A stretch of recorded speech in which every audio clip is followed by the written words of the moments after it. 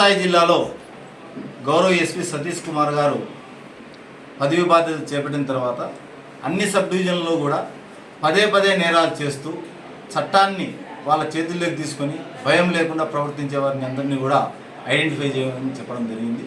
అందులో భాగంగానే కదిరిపట్టణంలో చాలామందిని ఐడెంటిఫై చేసినాం.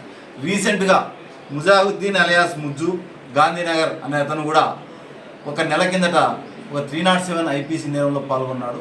అతను 2024లో ఒక కేసు, 2025లో 2 కేసులు, రీసెంట్గా 2026లో 4 కేసులు పాల్గొన్నాడు.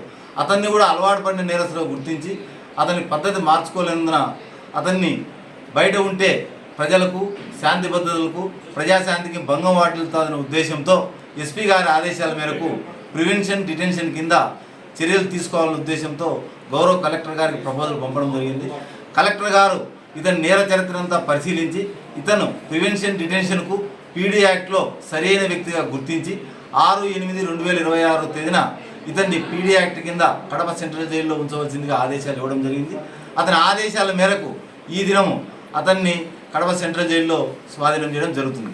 అంతేకాకుండా కదిరిపట్టణంలో ఇంతకుముందు పలుమార్లు నేరాలకు పాల్పడుతున్న అబూబకర్, కౌలేపల్లి అంజాద్, బంగారు బాలమురళీకృష్ణ, అదేవిధంగా తనకల్లు పిఎస్లో పసుపులేటి సాయి కుమార్ అనే హ్యాబిచువల్ అఫెండర్ అంటే దొంగతనాలు చేసే వ్యక్తిని కూడా పీడీ యాక్ట్లో పంపించడం జరిగింది.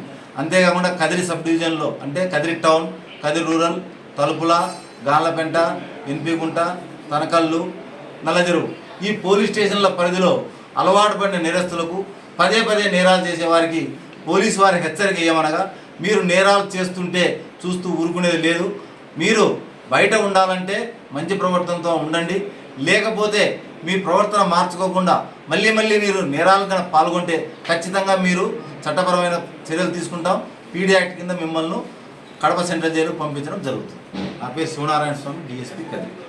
అయితే డిటెన్షన్ గురై ఉంటారో 6 నెలల నుంచి సంవత్సరం వరకు వారు వచ్చేదానికి వీలు కాదు.